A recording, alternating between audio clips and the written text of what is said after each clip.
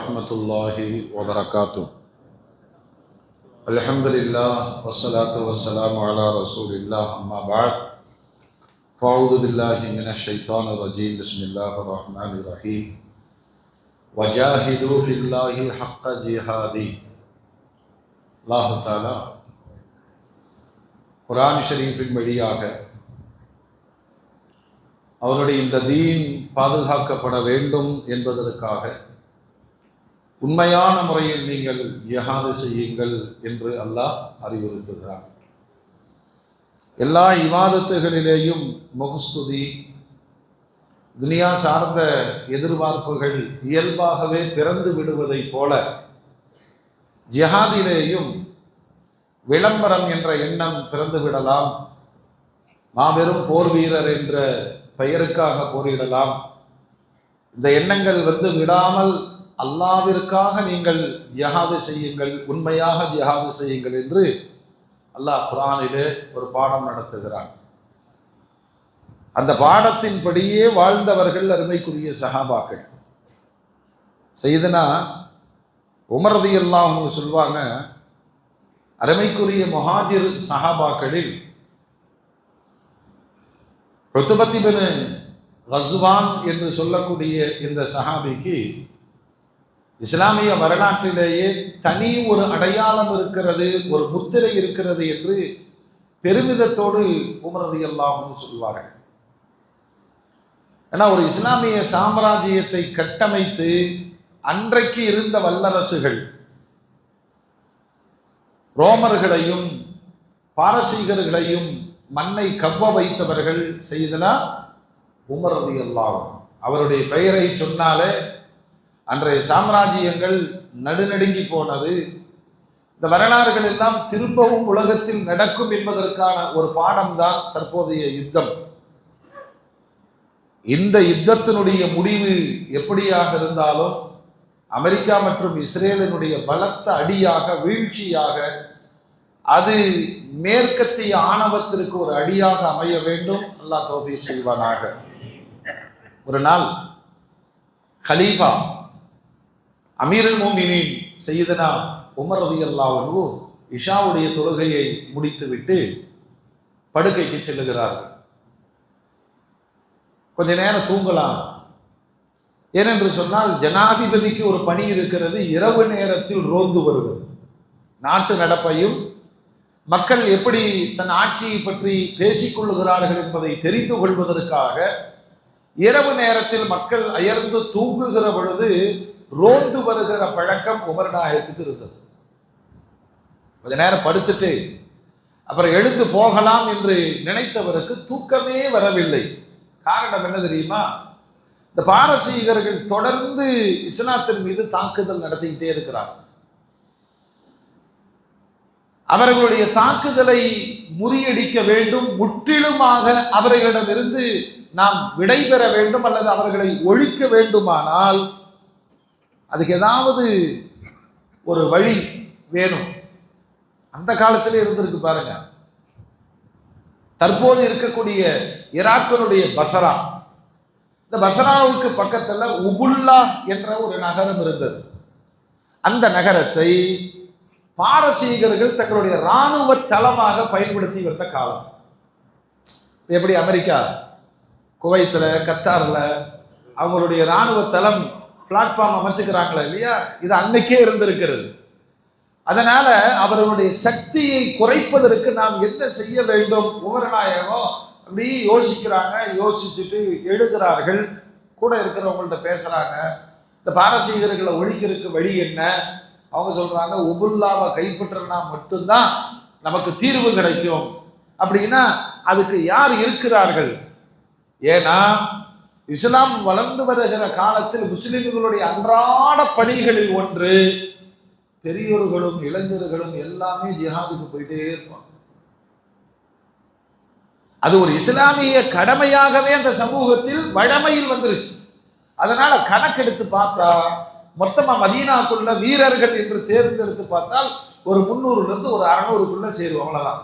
பாரசீகர்களை எதிர்த்து இப்படி ஒரு படையை அனுப்புறது அது சாத்தியமாகுமா? அல்லது நாமளே வாலண்டரியா போய் நம்முடைய வீரர்களை பலி கொடுக்கிறோம் என்ற நிலை வருமா? அப்படி எல்லாம் யோசிச்சுட்டு தூங்கிட்டு இருக்கிறார். சரி இருக்கட்டும், எப்படி எதிர்கொள்வது? அப்படி ஒரு சின்ன படையை அனுப்புவதாக இருந்தாலும் அதற்கு ஒரு சிறந்த தளபதியை அனுப்பணும். அப்படி தளபதிகள் யார் இருக்கிறார்கள்? படுத்தாரு, தூக்க வரல, எழுந்து இந்த பட்டியலை எல்லாம் பார்க்கிற பொழுது அப்படியே பார்த்துக்கிட்டே வர்றாரு. இவரா இவரா இவரா இவரா டப்புனி இந்த பேர் கண்ணில் படுகிறது. உத்துபத் இப்னு கஸ்வான். உத்துபா யார் இவருன்னு சொன்னா, இஸ்லாமிய ஆரம்ப காலத்திலேயே 7வது நபராக இஸ்லாத்திற்கு வந்தவர், 2 ஹிஜ்ரத்தும் செய்தவர். உமர் ரலியல்லாஹு அன்ஹு அவ்வளவுதான், காலையில எந்திரிச்சவன ஆள் கிடைச்சிருச்சு, ரொம்ப சந்தோஷம். படையை விட தளபதி யார் என்பதுதான் ரொம்ப முக்கியம். அந்த தளபதியாக நான் அனுப்ப போகிற மனிதர் யார் தெரியுமா? 7வது நபராக இஸ்லாத்தை ஏற்றுக்கொண்டவர், பத்ரிலிருந்து அத்துணை போர்களிலேயும் பெருமானாரோடு நின்றவர், 2 முறை எத்தியோப்பியாவிற்கு ஹிஜ்ரத்தும் மதீனாவிற்கும் ஹிஜ்ரத்து செய்து வந்தவர், மிகச்சிறந்த பண்பாளர், அவர் ஒரு சிறந்த மாவீரர். இதெல்லாம் உமர் ரலியல்லாஹு அன்ஹு சொல்லிட்டு, கூப்பிடுங்கள் உத்துபாவை. அவர் வர்றார். வந்தவுடன் அல்லாஹ்வுடைய ரசூல் அதற்கு சையதுனா உமர் ரலியல்லாஹு அன்ஹு அவர்கிட்ட சொல்றாங்க, பாரசீகர்களுடைய படையை பலகீனப்படுத்த வேண்டுமானால் அவர்களுடைய இராணுவ தளமாக இருக்கிற உபல்லா என்ற நகரத்தை நாம் கைப்பற்றியே ஆக வேண்டும். ஒரு சின்ன படை தான் இருக்கு, எல்லாரும் ஜிஹாதுக்கு போயிட்டாங்க, உங்களை நம்பி இந்த பொறுப்பை நான் ஒப்படைக்கிறேன், நீங்கள் சிறப்பாக செய்வீர்கள் என்று நம்புகிறேன். அவ்வளவுதான். அந்த படையில சில பெண்களையும் அனுப்புறாங்க.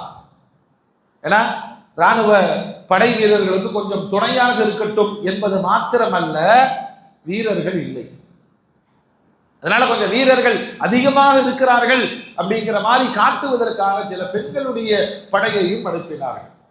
கிளம்பும் போது உமர் ரலியல்லாஹு அன்ஹு ஜனாதிபதி அப்படியே கூட வர்றார். ஒரு படை அனுப்புறாங்களே இல்லையா, பெருமானாருடைய சுன்னத், அவர்களுக்கு கடைசி இறுதி உபதேசம் செய்து அனுப்புவார்கள். அப்படியே வரும்போது சொல்றாங்க, உத்துபா நீ யாருன்னு உனக்கு நல்லா தெரியும், நீ யாருன்னு எனக்கும் நல்லா தெரியும், நீ அல்லாஹ்வுடைய பாதையில ஜிஹாதுக்கு போற, இந்த படைகள் அமானிதமாக உன்னிடத்தில் ஒப்படைக்கப்படுகிறது. எந்த இடத்திலேயும் நீ ஒரு தளபதி அப்படிங்கிற ஆணவத்தோடு இவர்களை நடத்திவிட வேண்டாம். அதே மாதிரி போகிற இடத்தில் அல்லாஹ்வுடைய தீன் உயர வேண்டும், அதுதான் நம்முடைய நோக்கம். காசு பணம் எல்லாம் ரெண்டாவது. நீங்க போங்க, இந்த உபல்லா நகரம் உங்களுக்கு போர் இல்லாமலேயே வசப்பட்டு விட்டால் அங்கு வாழுகிற மக்களிடத்திலே இஸ்லாத்தை எடுத்து சொல்லுங்கள், அவர்கள் ஏற்றுக்கொண்டால் தீனுக்கு வரட்டும், ஏற்றுக்கொள்ளாதவர்கள் மீது ஜிஸியா என்று சொல்லக்கூடிய இஸ்லாமிய வரியை விதியுங்கள், அதுக்கு மறுத்தார்கள்னா மறுத்தவர்களோடு நீங்கள் போரிடுங்கள். இந்த உபதேசங்கள்லாம் சொல்லி அனுப்பிட்டு அவருக்கு ஸ்பெஷலா பாடம் நடத்துறாரு. நீங்க உங்களுடைய நப்சுக்கு அடிமையாகி விடாதீர்கள். ஏன்னா நான் இல்லை, அமீருல் முஃமினீன் நான் கூட இல்லை, ஒரு படையை வழி நடத்தி செல்லுகிறோம், வெற்றி தோல்வி என்பது அல்லாஹ் தரக்கூடியது. ஏதாவது ஒரு இடத்துல உங்களுடைய மனோ இச்சைக்கு ஆட்பட்டு நீங்கள் நடந்து விட வேண்டாம், எல்லா இடத்திலையும் அல்லாஹ்வை வைத்துக் கொள்ளுங்கள் சொல்லி அனுப்பிச்சிட்டார். படை உபுல்லாவை நோக்கி புறப்படுகிறது. இன்றைய ஈராக்கினுடைய பசரா, கூஃபா இது போன்ற நகரங்களுக்கு அருகில் இருந்த பாரசீகர்களுடைய இராணுவ தளம் அது. உத்பா ரலியல்லாஹு அன்ஹு அவருடைய மனைவியோடு சில பெண்களை எல்லாம் அழைத்து கொண்டு உபல்லாவுக்கு புறப்பட்டார்கள். போகிற வழியிலே கஸ்பா என்ற ஒரு கிராமம் வந்தது. அங்க படையை இறக்கி மக்கள்கிட்ட சொன்னாங்க, ஒரு இராணுவ படையை அழைச்சிட்டு வந்திருக்கிறோம், ஆனா நம்ம நிலைமை என்னன்னா சோறு இல்லை, எங்காவது விவசாய நிலங்களில் ஏதாவது கிடைத்தால் எடுத்துட்டு வாங்க அப்படி போறாங்க. ஒரு அடர்ந்த தோட்டத்திற்குள் போகும் பொழுது அங்க ஒரு 2 கூடைகள்ல ஒண்ணுல பேரித்தம்பழம் வைக்கப்பட்டிருக்கிறது, இன்னொன்றுல ஒரு தானியம். அவங்க பார்க்கறாங்க, அது மஞ்சள் தோலா இருக்கு, உள்ள உரிச்சு பார்த்தா வெள்ளையா இருக்கு. இது என்ன, இது சாப்பிடலாமா இல்லையா? அதுல ஒருத்தர் சொன்னாரு, ஐயோ சாப்பிடாதீங்க, அது விஷம். அவர் சும்மா தன்னுடைய அபிப்பிராயத்தை சொல்லிட்டார். சரி, இவங்க பேரித்தம்பழத்தை எடுத்துக்கொண்டு வந்து படையினர்கள் எல்லாம் பங்கி சாப்பிட்ட பொழுது ஒரு குதிரை அது கட்ட அவிழ்த்துட்டு போய் அந்த தானியங்களை சாப்பிட ஆரம்பித்தார். உடனே ஒருத்தர் சொன்னார், அவரு ஃபர்ஸ்ட் ஐடியா சொன்னார் இல்லையா விஷயம், அவர் சொன்னாரு, விட்டுங்க சாப்பிட்டோம், அது சாகர மாதிரி கண்டிஷன் வந்துச்சுன்னு சொன்னா சாகருக்கு முன்னாடி அறுத்து குதிரையை நம்ம சாப்பிடலாம், செத்து போச்சுன்னு சொன்னா அந்த தானியத்தை நம்ம தொட வேண்டாம். பார்த்தா அது சாப்பிட்டு காலையில் நல்ல ஜிகுன்னு இருக்கு. அப்ப அந்த கூட்டத்தில் இருந்த ஒரு பெண் சொன்னார், எங்கத்தான் அடிக்கடி சொல்வாரு, விஷச்செடியா இருந்தாலும் வேக வச்சு சாப்பிட்டோம்னா விஷம் முறிஞ்சு போயிடும், அதனால இதை வேக வச்சு சாப்பிடுவோம் அப்படின்ட்டு அந்த தானியத்தை எடுத்து அவர்கள் வேக வைக்கிறார்கள். நல்ல சிவப்பு கலரா மாறுது. பிறகு அதையெல்லாம் தோலெல்லாம் நீக்கிட்டு அதை எடுத்து சாப்பிட்டு பார்க்கறாங்க. அவ்வளவு டேஸ்ட். இவ்வளவு அழகான உணவை நம்ம தவற விட்டுட்டோமே. மறுநாள் ஊருக்குள் விசாரிக்கிறார்கள். அப்பதான் அவங்களுக்கு தெரியுது இதுக்கு பேரு உருஸ், அரிசின்னு. நம்ம சோறு சாப்பிட்டுருக்காங்க. ஏன்னா ரொட்டியை சாப்பிடுற வரைக்கும் அவங்க ரொம்ப நல்லா இருந்தாங்க. சோத்தை சாப்பிட்டா என்ன ஆயிரும், சோம்பேறி ஆயிரும். அவங்களுக்கு அப்பதான் சோறே சாப்பிடுறாங்க. அப்பவும் இந்த உத்துபா ரலியல்லாஹு அன்ஹு தன்னுடைய படையினருக்கு சொல்றாங்க, நாங்கெல்லாம் இந்த மாதிரி உணவுகளை பார்த்ததில்லை. எங்களுடைய ஆரம்ப காலகட்டங்களில் மரங்களுடைய இலைகள் காய்ந்து உதிர்ந்து கிடைக்குமா இல்லையா, அதை சாப்பிட்டு எங்களுடைய நாவுகளும் உதடுகள் எல்லாம் வறண்டு போய் கிடக்கும். இதெல்லாம் புதுசா இருக்கு, அல்லாஹ் உங்களுக்கு நியாமத்தை கொடுத்திருக்கா, சாப்பிடுங்க. ஒரு வழியாக கஸ்பாவிலிருந்து அந்த படை ஒரு அளவு தங்களுடைய உணவு தேவைகளை எல்லாம் முடித்த பிறகு கிளம்புறாங்க. இந்த நகரம் குறித்து முன்னாடியே டீட்டெயில் சொல்லிட்டாங்க. இது ராணுவ தளம், பாரசீகர்களுடைய ராணுவ தளம், நிறைய கோட்டைகள் நிறைந்தது, நல்ல பாதுகாப்பு அம்சம் கொண்டது. நீங்க தான் புத்திசாலித்தனமா நடந்துக்கணும் அப்படின்னு உத்துபா ரலியல்லாஹு அன்ஹு அவர்களுக்கு உபதேசம் செய்துதான் ஜனாதிபதி அனுப்பியிருந்தாங்க. பாருங்க, அந்த உபுல்லாங்கிற நகரத்துக்கு பக்கத்துல போன உடனே ரொம்ப அறிவாளி உத்துபா. ஏன்னா பெருமானார்கிட்ட இருந்து அத்தனை போர்களிலேயும் கலந்தவர். இவருடைய தனிச்சிறப்பை உமர் நாயகம் சொல்றாரு, எங்கேயுமே வாள் வெட்டு இவர் வாங்கல. அந்த மாதிரியான ஒரு சஹாபி என்ன செய்யறாரு, தன் படையை நிறுத்தி அவங்களுக்கு வகுப்பு எடுக்கிறார். நாம இந்த கோட்டைகளை தான் அட்டாக் பண்ண போறோம், சரியா? இதற்கு முன்பு நாம ஒரு தந்திரம் செய்யணும். போர் என்பதே தந்திரமும் சூழ்ச்சியும் தான் பெருமானார் சொல்றாங்க. தந்திரம் இல்ல, வேணும் வெற்றா பாடுறா அப்படி போய் நின்னா முடிஞ்சிருவாங்க. அல்லாஹ்வுடைய ரசூல் அதை கற்றுக் கொடுத்திருந்தாங்க. அதனால இவர் என்ன செய்யறாரு தெரியுமா, இந்த 300 சொச்சம் இருக்கக்கூடிய படையினரை அணிவகுக்க செஞ்சுட்டு இந்த பொம்பளைங்களை எல்லாம் கூப்பிட்டு சொன்னாங்க, இந்த புடி ஈட்டியில நம்ம கொடியை கட்டுங்க, கொடியை கட்டி நல்லா தூக்கி பிடிச்சுக்கணும். நாங்க படை முன்னாடி போகும்போது நீங்க என்ன பண்ணணும்னா படைகளுக்கு பின்னால் நடந்து வரணும். வர வர மண்ணை அள்ளி வாரி இறைச்சு கொட்டிட்டு வரணும், புழுதி பறக்கணும். இது பொம்பளைங்களுக்கு கை வந்த கலை தானே, சொல்லுங்க. இப்ப மண்ணு கிடைக்காததுனால சாபமும் இல்லை. இல்லைன்னா ரோட்ல வந்து நின்று குப்பையை கொட்டினதுக்கு மண் அள்ளி போட்டு உங்க குடும்பமே நாசமா போட்டு கத்திட்டு இருப்பாங்க. அருமையான யோசனை இவரு செஞ்சது பாருங்க. அந்த படை அப்படியே நகர்ந்து வருது, பின்னாடி திரும்பி பார்த்தா புழுதி பறக்கிறது. இவர் நினைச்சது சரியா போச்சு. கோட்டைக்குள் இருந்த பாரசீக வீரர்கள் வெளியே வந்து பார்க்கிறார்கள், மதீனாவிலிருந்து படை வந்துருச்சு அப்படிங்கிறத புரிஞ்சுக்கிட்டு சொன்னாங்க, இந்த முன்னாடி ஒரு படம் வருது, பின்னாடி பயங்கரமான படம் வருது, அது தூசி பறக்க புழுதி பறக்க கொடியெல்லாம் மறைகிற அளவுக்கு பயங்கரமான படம் வருது, நம்மளால எதிர்கொள்ள முடியாதுன்னு அவங்கள்ட்ட இருந்த எதெல்லாம் இப்ப இஸ்ரேல்ல இருந்து தப்பிச்சு ஓடுறாங்களா இல்லையா, கைக்கு கிடைத்ததை எடுத்துக்கொண்டு, இது இருக்கிற நகரம் திஜிலா நதி கரையோரத்தில் இருக்கிறது, நேர கப்பலை பிடிச்சி அவங்க நாட்டுக்கு ஓடிட்டாங்க. அதற்கு உத்பா ரலியல்லாஹு அன்ஹு சின்ன ட்ரிக்ஸ் தான், அந்த தந்திரம் தான். ஒரு உயிரிழப்பும் இல்லாமல் உபுல்லா கைப்பற்றப்பட்டது. கோட்டைக்குள்ள போனாங்க, போய் பிரமிச்சு நின்னாங்க. ஏன்னா பாரசீகர்கள் அவ்வளவு பெரிய ஆயுத தளவாடங்கள் மட்டுமல்லாமல் ரொம்ப சொகுசா வாழ்ந்திருக்கிறாங்க. அங்க ஹல்வா, விதவிதமான உணவுகள். இந்த சஹாபாக்களுக்கு போரே செய்யாம சோறு கிடைச்சது பாருங்க. நல்லா சாப்பிட்டு சாப்பிட்டு சாப்பிட்டு அந்த ஊருக்குள்ள இஸ்லாத்தை பரப்பி அந்த மக்களை எல்லாம் தங்கள் வசப்படுத்தி உட்கார்ந்துட்டாங்க. நாட்கள் ஓடியது. இப்பொழுது உத்பா ரலியல்லாஹு அன்ஹு ஜனாதிபதி உமர் நாயகத்துக்கு கடிதம் எழுதுறாங்க, வந்த வேலை முடிஞ்சு தாங்கள் அனுமதி தந்தால் இங்கு ஒரு இஸ்லாமிய நகரம் கட்டமைக்கப்படணும் எழுதுற. எவ்வளவு ராஜதந்திரி. உமர் ரலியல்லாஹு அன்ஹு அங்க இருந்து பதில் எடுக்கிறாங்க, உங்களுக்கு அனுமதி இருக்கு. கடிதம் வந்த பிறகு பசரா அப்படிங்கிற இஸ்லாமிய வரலாற்றில் தவிர்க்க முடியாத பெயர் பசரா மற்றும் கூஃபா இன்னைக்கு ஈராக்ல இருக்கு. அந்த பசரா நகரத்தை உருவாக்கியவர் யாருன்னா இந்த உத்பா ரலியல்லாஹு அன்ஹு. அவரே உருவாக்குறார். ஒரு இஸ்லாமிய நகரமா உருவாக்கி அதுல மிக பெரும் பள்ளிவாசல் ஒன்றை கட்டுகிறார். இந்த கூட வந்தவங்க எல்லாம் சொகுசா வாழ்ந்துட்டு இருக்கிறாங்க. சோத்துக்கு இல்லாம வந்தாங்க. நல்ல சோறு, விதவிதமான உணவுகள்.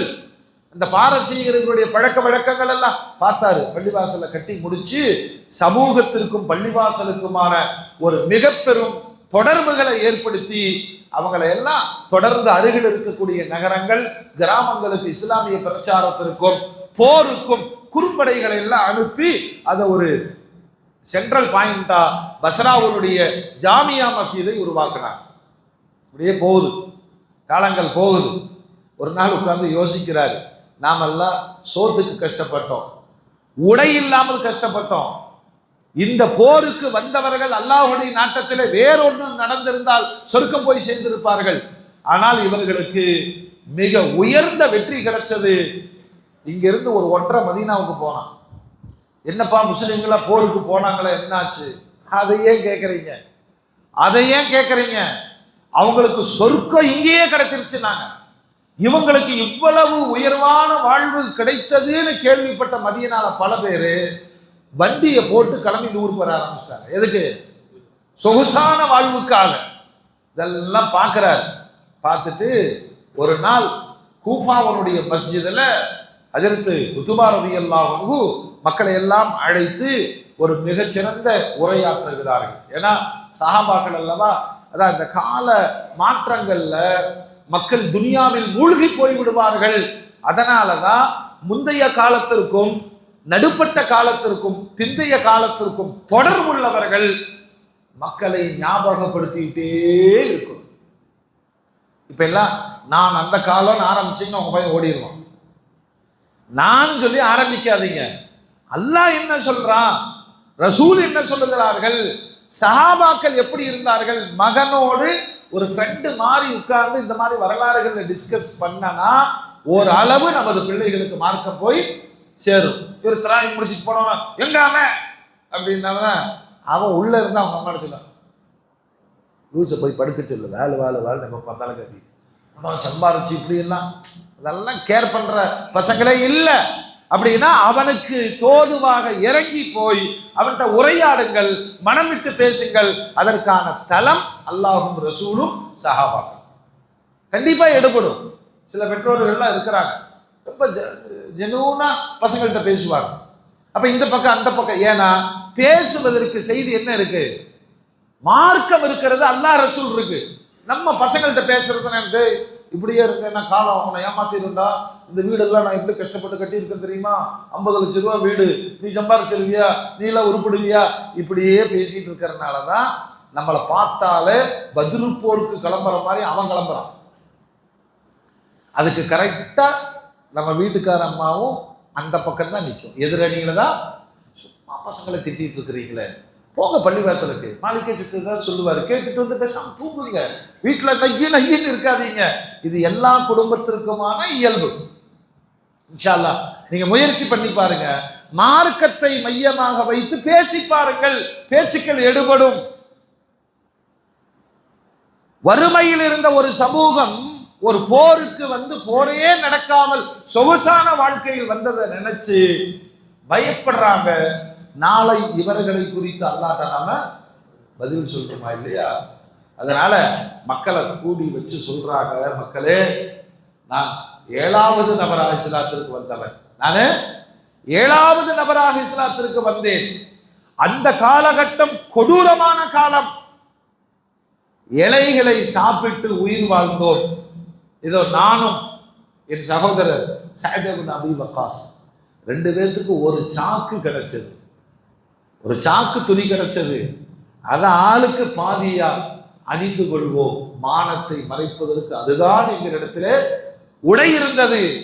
ஆனால் அல்லாஹ்வுடைய பெயரால் எத்தனையோ பேர்கள் போருக்கு புறப்பட்டு சென்று ஷஹதாக்களாக மாறி வருகிற பொழுது அல்லாஹ் உங்களுக்கு இந்த பாரசீகர்களின் சொத்துக்களை இனாமாக அல்லாஹ் தந்திருக்கிறான். தங்கத்தையும் வெள்ளியையும் கூடையில தூக்கி போயிட்டு இருந்தாங்க. தங்கத்தையும் வெள்ளியும் சொல்லுங்க, கூடையில தூக்கிட்டு போயிட்டு இருந்தாங்க. இப்படியான ஒரு சொகுசு வாழ்க்கை உங்களுக்கு வந்திருக்கிறது. நான் பயப்படுகிறேன், நீங்கள் வந்த நோக்கத்தை மறந்து இந்த துனியாவே நிரந்தரம் என்று இருந்து விடுவீர்களோ. அதனால் மக்களே மக்களே அல்லாஹ்வை பயந்து கொள்ளுங்கள், இந்த நியாமத்துகளை தந்தவனை சுக்ர் செய்யுங்கள். நீங்கள் அமல்களின் வழியே இந்த மார்க்கத்திற்கு உயிரோட்டம் கொடுங்கள் அப்படின்னு அவங்களுக்கு சொல்ல வேண்டியதை சொல்லிட்டு, நான் அந்த மாதிரி ஆள் இல்லைங்கிறாங்க. ஏன்னா ஒரு நகரத்தையே கட்டமைத்தவர், எல்லோருக்கும் வீடு வசதி வாய்ப்புகளை ஏற்படுத்தியவர், இவர் அந்த கூடாரத்துல தான் தங்கினார். ஏன்னா இவர் பயிற்சி பெற்றது யார்கிட்ட? பெருமானாரிடம். இவரை வழியனுப்பி வைத்தது யாரு? ஜனாதிபதி உமர் ரலியல்லாஹு அன்ஹு. இந்த துனியாவே வேண்டாம் என்று வாழ்ந்தவர்கள். ஆனால் இந்த மக்களுடைய நிலையை சொல்ல முடியுமா? ஆனா காமிச்சிட்டாரு, நான் எப்படி வாழ்றேங்கிறத காமிச்சிட்டு, இந்த துன்யா எனக்கு செட் ஆகாதுங்க, இது எனக்கு செட் ஆகாது, நான் கொடுத்த பணிக்காக கடமையாற்றிவிட்டு உங்களில் ஒருவரை இந்த நகரத்தின் அமீராக சொல்றாரு. சும்மா போருக்கு போறோம் அப்படின்னு கிளம்பி வந்தீங்க. இந்த உபுல்லா நகரம், பஸ்ராவுடைய பிரம்மாண்டமான புதிய நகரம், புதிய பள்ளிவாசல், நீங்க ஒவ்வொருத்தரும் இன்னைக்கு ஒவ்வொரு ஊருக்கு அமீர், ஒவ்வொருவரும் சமுதாயத்திற்கு அமீராக இருக்கிறீர்கள். எல்லாத்துக்கும் பொருளாதார வளம் நிரம்பி வழியுது. அல்லாஹ் பயந்துக்குங்க சொல்லிட்டு மதீனாக்கு கிளம்பி போயிடுறாரு. உமர் ரலியல்லாஹு அன்ஹு வரவேற்றார்கள். உமர் நாயகர் ரொம்ப டேஞ்சரானவங்க. டேஞ்சர்னா ஒவ்வொருவரையும் கணிப்பதில் மகா பெரிய வல்லவர். இப்படி பார்த்தா உத்பா ரலியல்லாஹு அன்ஹு போன மாதிரியே வந்திருக்கிறார். எளிமை மாறவில்லை, ஆடம்பரத்தின் அடையாளங்கள் இல்லை, அதிகாரத்தினுடைய அந்த பிம்பம் எதுவுமே இல்லை. எளிமையான சஹாபியாக வந்திருக்கிறார். கட்டி அணைத்து அவரை வரவேற்ற உமர் ரலியல்லாஹு அன்ஹு கொஞ்ச நாள் மதீனால தங்க வச்சுட்டு அவரை திரும்பவும் நீங்கள் உபல்லாவுக்கு பொறுப்பாளியாக போங்கள் அப்படின்னவன, ஜனாதிபதி என்னை மன்னிக்கணும், எனக்கு அது மேல விருப்பம் இல்லைன்ட்டாங்க. போருக்கு போக சொல்ல, சொகுசை அனுபவிக்க சொல்லுகிறார்கள், முடியாதுன்னாங்க. உமர் ரலியல்லாஹு அன்ஹு கொஞ்சம் கடுமையா சொன்னாங்க. நான் சொன்னா நீ கேட்டுத்தான் ஆகணும். சொல்றாரு, நீங்க சொல்றதுனால நான் ஏத்துக்கிறேன், எனக்கு வேற வழி இல்லை. மீண்டும் அந்த உபல்லா அல்லது புதிய பஸ்ரா நகரத்தினுடைய ஒரு ஆளுநராக இவர் பொறுப்பை எடுத்துட்டு திரும்பி போகும் பொழுது இவருடைய மனம் ஏத்துக்கல. அல்லாஹ்ட்ட திரும்ப திரும்ப துஆ செய்கிறார். அல்லாஹும்ம லா தருத்துனி அல்லாஹும்ம லா தருத்துனி இலைஹா, யா அல்லாஹ் உபல்லாவுக்கு என்ன திருப்பி அனுப்பிச்சிடாது. ஏன்னா சொகுசான வாழ்வு அல்லாஹ்வை மறக்க வைத்து விடுமோ, அதுதான் அவருடைய பயம். திரும்ப திரும்ப துஆ செய்கிறார். ஜனாதிபதி சொல்லிட்டாரு, ஜனாதிபதிக்கு கட்டுப்படணும், மீறக்கூடாது. பொறுப்பை எடுத்துக்கொண்டு மதீனாவை கடக்கிறார். துஆ செஞ்சுக்கிட்டே வர்றாரு, யா அல்லாஹ் என்னை கொண்டு போய் அங்க சேர்த்திராத. அவ்வளவுதான். அல்லாஹ்வுடைய ஒரு நாட்டம் இருக்குமா இல்லையா?